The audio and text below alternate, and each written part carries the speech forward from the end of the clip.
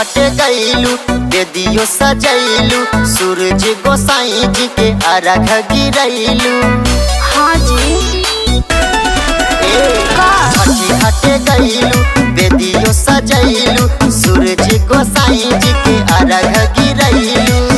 फिर गिरे कहे असुआ के धार अरे गिरी गइल सड़िया से फंसी के झूलनिया अपनिया में राजा जी हमार गिर गइल सड़िया से फंस के झूलनिया पनिया में राजा जी हमार छठी घाट पे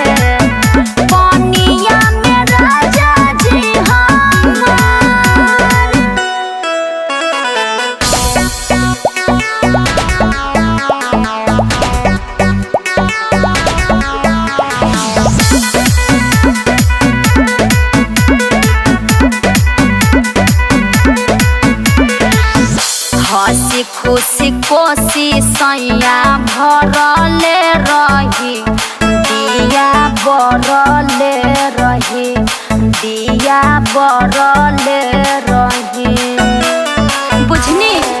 लागल भीड़ रहे भारी छठी घाटे पे। हाँ जी ना संभारी पैलू सारी धनिया माथे पे।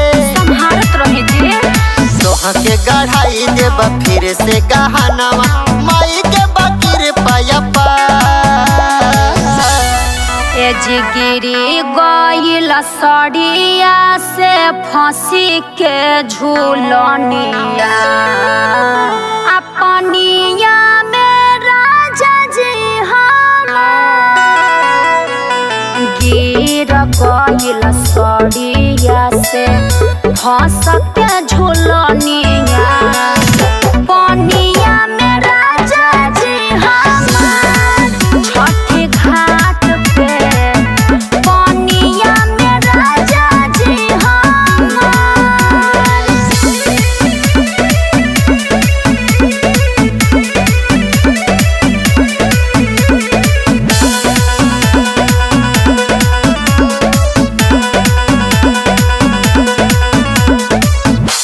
मनीष बलमुआ नहीं खेला गता हो मन जब से लूटल बाटे धन सुना शैलेंद्र सजन